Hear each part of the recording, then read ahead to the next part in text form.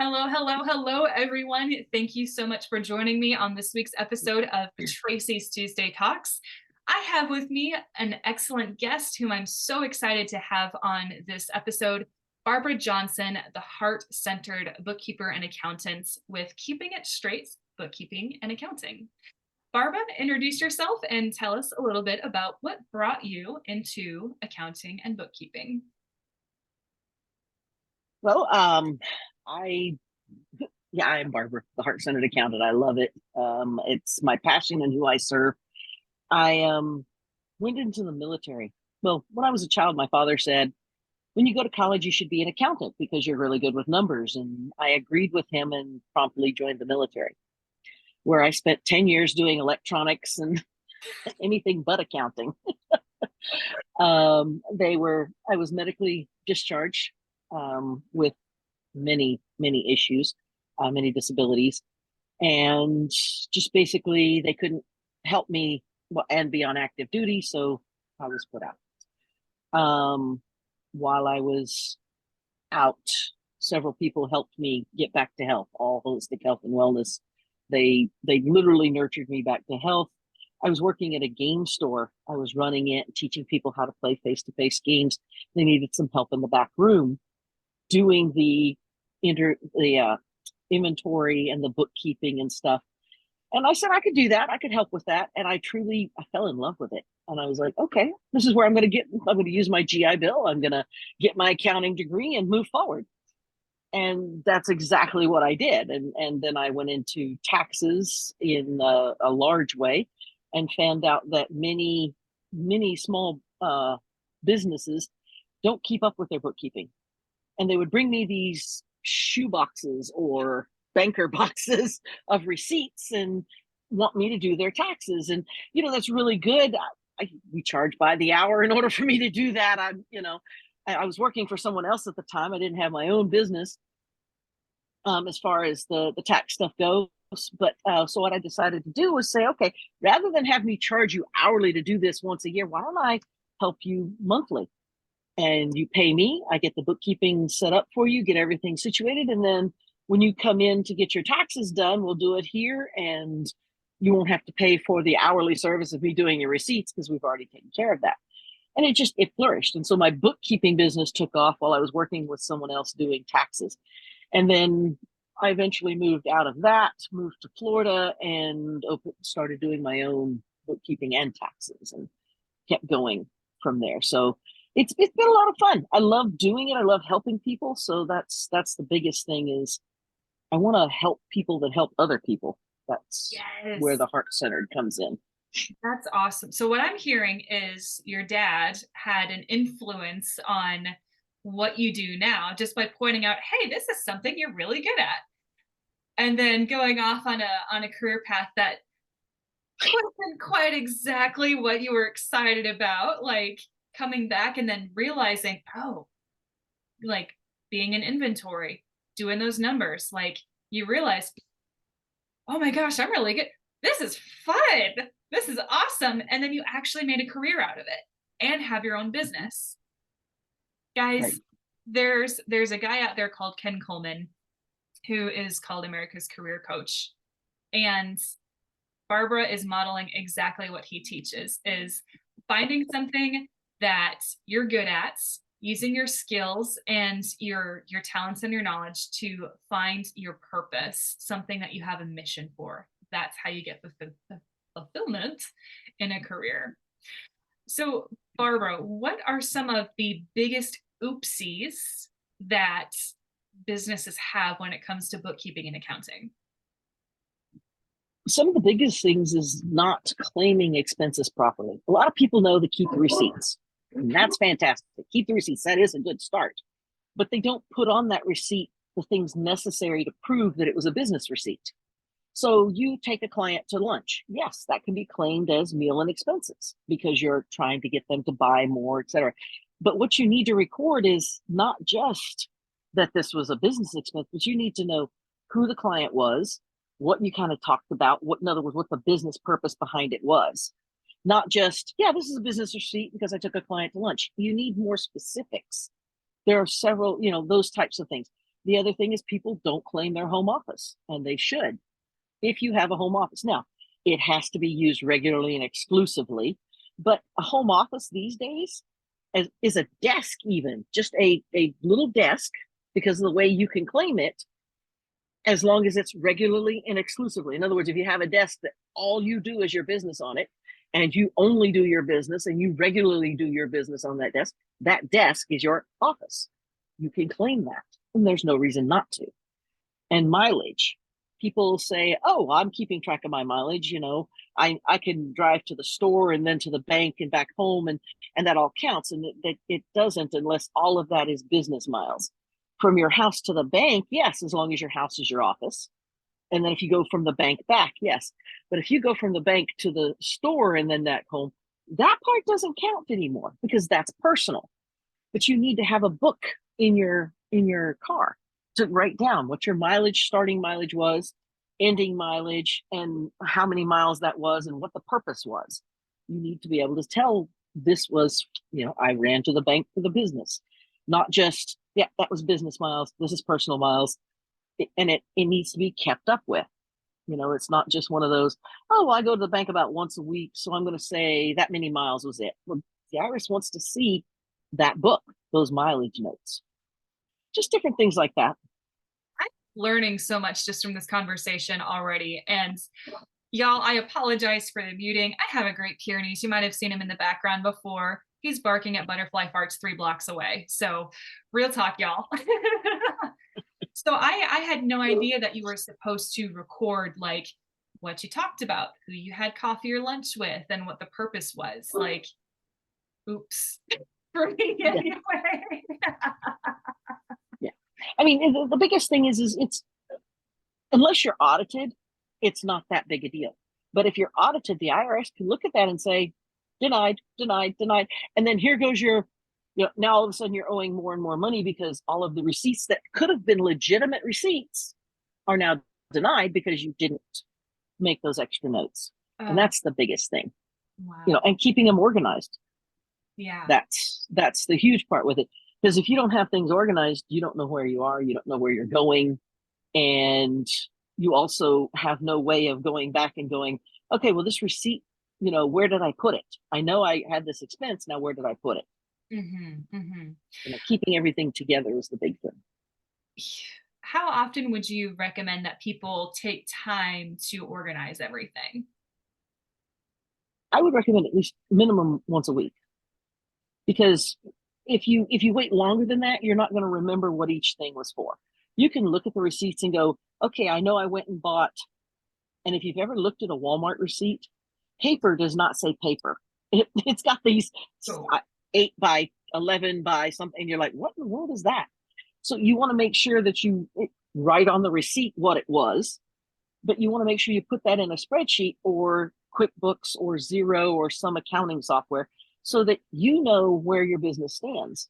Mm-hmm. Like I said, weekly is the best, monthly at a very minimum. Because if you don't know where your business is, you don't know whether you're growing, whether you're shrinking, whether you need to change what you're doing.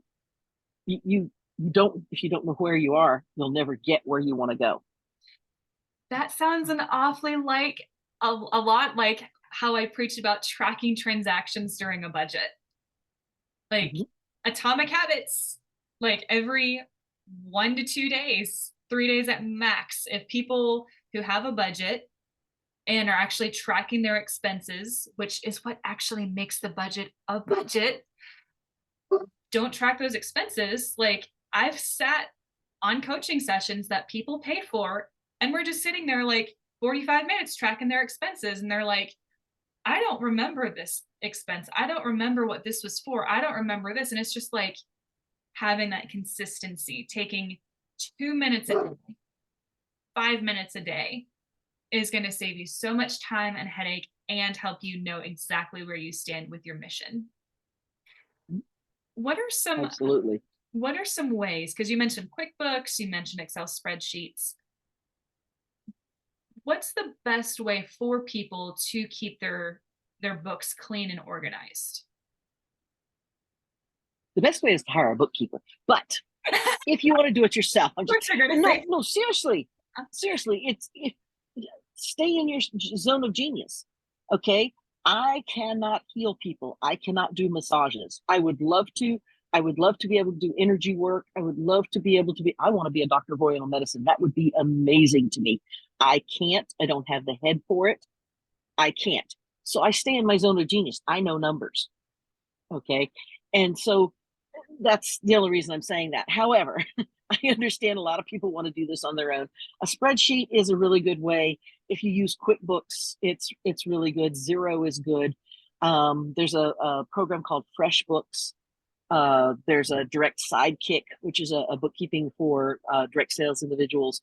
There is Wave, although Wave I don't like so much. But anyway, there's different programs that they're relatively simple to use to get your numbers in an order. Yeah. I will tell you the best thing to do is have, if you want to keep it yourself, have a bookkeeper set it up for you. Or I have a class where I do a master class and then a deep dive afterward where I teach you how to set your books up so that you can get them set up properly. So when you're keeping them, you know what to keep, how to keep it, and you can set it up on a spreadsheet or at QuickBooks or any other program you want to use. I'm a QuickBooks Pro advisor, so I tend to go to that one because I know it the best. I'm certified to help people with that. But I have a spreadsheet that I offer all of my masterclass people and deep dive people that I've set up that tracks income expense and expenses. It's $7, so it's not even super expensive. That will help people, get things going so that even if they're just starting out and then so they have a few more expenses than income, they can still track it and know where they stand. And that's the biggest part. Yeah. Is knowing where you stand and where to go. Yeah.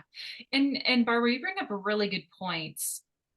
Hiring a bookkeeper is going to help people stay within their zone of genius. Like I'm dipping my toe into coaching small businesses myself. And one of the things that I constantly hear from entrepreneurs is, I hate doing the behind the scenes stuff. It's preventing me from spending time doing the thing that I actually started my business for and doing the things that I want to do.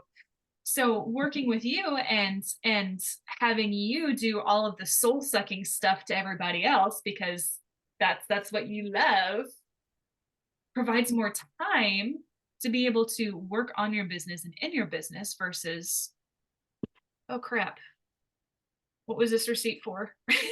And then spending 15 minutes trying to track it down. Right. Here's the thing. Okay, a lot of people, especially the people that I work with, they want to do their business. They're good at what they do.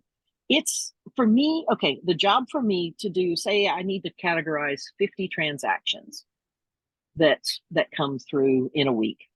And that's going to take me an hour. In order for somebody else who isn't numbers minded, they have to shift from what their zone of genius is into being numbers. So that shift, I swear it takes half hour. I mean, I'm not kidding with that. It takes time because they'll start working on it right away and they think they're getting there. And it's that hard, their mind is somewhere else. And then finally they get into doing the numbers and they get it done. And yeah, it may only take them an hour to get it done. And then they've got to shift back out of that into helping somebody else. Yeah. And that may not take a half hour. That may only take about 15 minutes because they're going the direction they want to go. They want to be doing this. It takes that extra time on each side where they could be helping someone. They could be doing something that they truly loved instead of doing the bookkeeping. And that's the biggest thing. And what I really love I love to tell people I take everybody from startup all the way to mid-size because they're especially the startups, they're the ones that need it the most. They want to grow their business. The last thing they want to do is keep track of numbers. They know they need to, but that takes away from the marketing and the talking with people and the actually doing the work and getting out there and doing all the networking. Yeah. They can focus on that to start getting their business growing, and I just take care of the numbers for them. And that way they know where they're at and can continue working on what they truly love. Well, and then not only that, but that would save them hours in tax prep work as well. Because it goes from, you've got your people who hand you the shoebox full of like mess and being like, here, fix this. And it costs them hundreds, if not thousands of dollars because you got to sort through everything, to the people who want to do everything on their own, who are like, okay, now I got to make my own P&L report. Now I've got to figure out, okay, how profitable was I? What were my expenses? What does this go under? Like, you streamline everything. So when it does come time to do taxes, you're saving people time and money. So And stress. and stress. I've got gray hair. Like, I think I got a couple of them because I'm trying to do my own taxes myself this year. I think we need to have a talk. Okay, that works. And then I take my clients, many of my clients that I'm doing the bookkeeping for, as part of their monthly bookkeeping, they're already paying for me to do their taxes. So I'm finishing up here by the end of this month. I should have their year ends completed and start and either have their taxes done or be doing their taxes, so that they don't have to worry about it. It's completely behind the scenes. They don't stress about it. I ask for any other extra documents they get, their 1099s and stuff, because by mid-February they should have all of that. They upload them to me in a secure server. I've already got their business stuff done. I do the tax. They don't have to worry about it. That it's all, and they don't have to worry about, oh, I got to pay somebody $1,000 to my taxes. Or people who have like S corporations. Oh, okay, so by March 15th, I need to pay you $1,000 to get my S corp done, and then I've got to pay you another $600 to get my personal taxes done in April. It's all covered. It's all paid for. It's all done. They don't have to worry about it. It's behind the scenes. We have a meeting because I explain everything to my clients. I don't believe in, oh, here, just sign this and it's done. I like them to know what's going on, Yes. and ta-da, it's all done. And they're like, wow, that was easy. Yeah, it's all done. So you're a one-stop shop, because I can't tell you how many accountants that I've personally coached, or bookkeepers that I've talked to, or CPAs that I've talked to.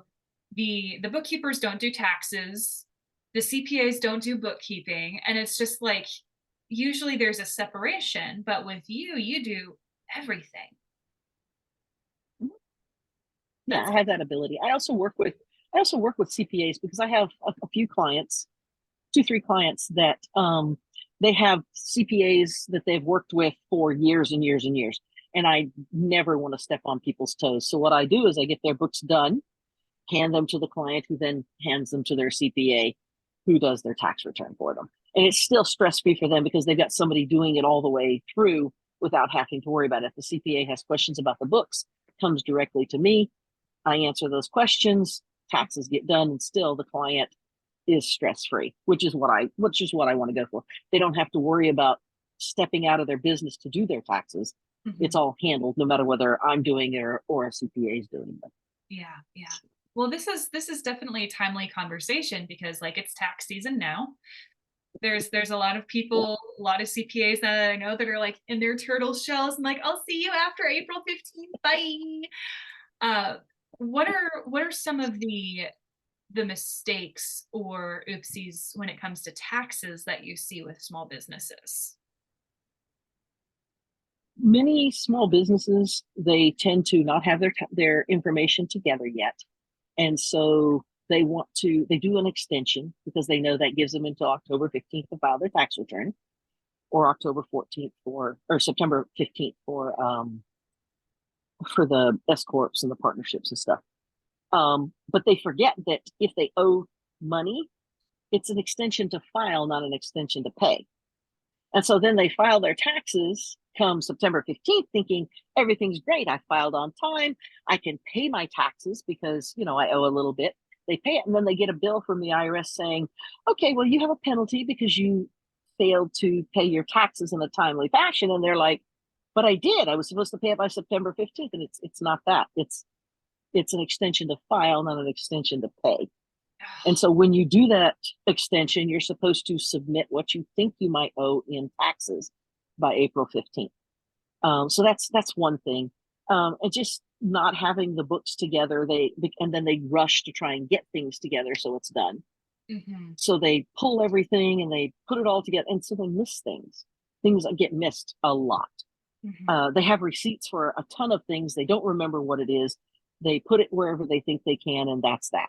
Mhm. Um, and if you don't have somebody that actually talks to you and finds out your situation, there's many deductions you can miss. There's a lot of just little things here and there that could save you money, actually giving you closer to a refund or not owing so much just because somebody goes, okay, well, did you have childcare? Did you go to school? Did you just questions that a lot of people don't think about? Yeah. Yeah. So what I'm hearing is there's misunderstandings of what definitions mean.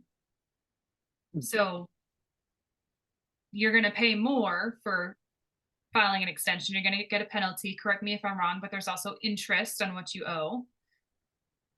Um, Yeah. I'm also hearing that by having your books clean, you would know like how much you would need to owe. Like I've coached clients who have small businesses and they're like, I think I owe $20,000 in quarterly taxes. Who's got 20 grand lying around to think they owe in quarterly taxes? Well, if you think you owe 20 grand in quarterly taxes, you should submit 20 grand in quarterly taxes and hope you get a little bit of a refund if you don't. Right? But most people don't have it from my experience. Mm-hmm.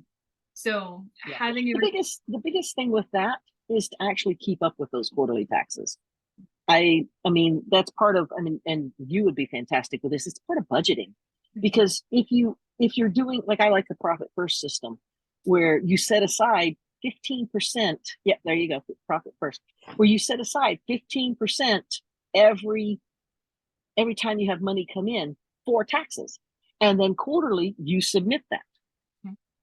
More than likely you're going to owe 15% in taxes. So you might as well submit, but you've already got that set aside. You don't touch it, and that way it gets submitted. So come time for tax time, you're not wondering, okay, I owe $10,000. How am I going to get all this money together? Oh, I've already submitted almost 10,000 already because of quarterly taxes. I don't have to come up with that much money now after all. It's that Exactly. simple. I mean, And you're not going to get that's the penalized. that's the thing with it. Yeah. Right. Because you've already submitted it. Mhm. Mhm. Barbara, what are some things that you wished small businesses knew about accounting, bookkeeping, and taxes? Hmm. The small business, okay, the first thing is that they're necessary. They're not just a nicety. They're necessary. In order to prove that what you're doing is a business and not a hobby, you need accurate record keeping. That's one of the things that they require. Everybody knows, though, you need to make a profit 3 out of 5 years. That's neither here nor there. The accurate record keeping is huge. The separating of bank accounts, have a business bank account and a personal bank account, and they're separate. That is huge. Um, the biggest thing is if you have a good bookkeeper, you'll know your numbers and you don't have to do it. If you have a good tax person, they can tell you before the end of the year, okay, you want to make sure that you're, doing these types of things. They have tax planning that, okay, well, you need to start putting into your retirement. That's going to save you money on your taxes. Okay, you need a new computer. Don't wait till next year to get the computer because this year you could use that expense. All of these different things, because they're doing your books and the taxes at the same time. Especially, they have that ability to know and to advise you. um it's like big businesses. They have a CEO, a CFO, a marketing person. They don't just, nobody just runs a business by themselves. The solopreneurs try to do the solopreneur thing, when just having one person be able to do that financial part for you. They can be that CFO, and then you go, okay, I want to do this and this and this. Well, that's great. Your accounting part says that you can do all of that and more, so keep going. Or you need to rein that in a little bit because you've only got a budget for, you know, but you have that CFO that can give you that information. You're still the CEO. You still make the decisions, but you've got somebody to bounce those ideas off to see monetarily where you stand and where you can go. Yeah, And that's a huge thing, is having that second person in the business that isn't really in the business but can actually advise you. that's huge because as I talk to other solopreneurs, other business owners, there's usually I mean, you see this in personal finance too. This is something that I coach people on, is the scarcity mindset and the abundance mindset. You have people who are coaches who have said, I've invested $14,000 in my business and I've got 2 clients. There's a problem. And then on the other hand, you have people who are so scared to spend a penny on anything other than the bare necessity, that they're not investing in themselves to grow their business. So having somebody like you who knows their numbers, who knows like the tax ramifications and all that, to say, you can do the thing, or it would not be wise to do the thing. Right. Right. It's just, even just having a second set of eyes, just a second person to communicate. Yeah. Because that's so big in many things, is having somebody else to bounce ideas off of even. Yeah. That is You know. huge. That's huge. So, Barbara, what else would you like to say to our audience? well, I this has been great. I have a master class. I have a debt-free challenge coming up on Saturday, which I'm actually, this is the very last time I'm running it at an introductory rate of only $27. Um, and I have a book coming out that I'm a collaborator in on February 23rd. So I would like people to actually reach out and connect with me. If you go to www.KISBAA, like keeping it straight, bookkeeping and accounting.com/connect. You it have my Facebook, my LinkedIn. It'll have information about my masterclass in there. Has ways to reach out and then just have a conversation. I would love to have conversations with people, especially if they have questions. I don't mind answering questions and seeing where things go. But definitely reach out. Let's connect. Let's go from there. And if you want to do a debt-free challenge, it's only $27. It is 3 hours from noon until 3 this Saturday Eastern time. But the book is kind of cool. That's February 23rd. So it's a collaborative book. Well, it's called The Entrepreneur's Toolkit. And it's literally 15 chapters of people offering their specific advice of what has helped them in their business and help it grow. And I have a chapter in it, again, around bookkeeping and such. So, but it's hard facts, actions that you can take to help, business get on firm ground and move forward. So, and that releases February 23rd. If you connect with me via LinkedIn or Facebook, you can get the link. There's a free summit you can be part of on that February 23rd, where you can actually get a whole bunch of free stuff from all the different authors, as well as a free copy of the book and stuff like that on the 23rd of February. That's awesome. That is so incredible. Like, Barbara, I love that you and I have so much in common. Like, our goal is Yeah. to have is to see people have financial freedom, and being debt free when you're not giving your income away that's a huge part of that. So, all right, guys, please reach out to Barbara. Insight without action is worthless. So I encourage you to take the action to reach out to Barbara at KAISBAA.com/connect. No, did I say that wrong? Yeah, it's KISBAA. Keeping it straight, bookkeeping and accounting. KISBAA.com/connect. Thank you for connecting me. You heard it from Barbara. Well, Barbara, thank Sorry. you. Don't apologize. I appreciate that. Thank you. I don't want to tell people the wrong thing and they're like, hey. Well, all right, Barbara, thank you so much for joining me on Tracy's Tuesday Talks. I truly love your heart for heart-centered people. I love what you do. Thank you for being that person that every entrepreneur and business owner needs, so that way they can focus on what's important to them. So, all right, guys, I will see you next week for Tracy's Tuesday Talks. Have a blessed day. Bye.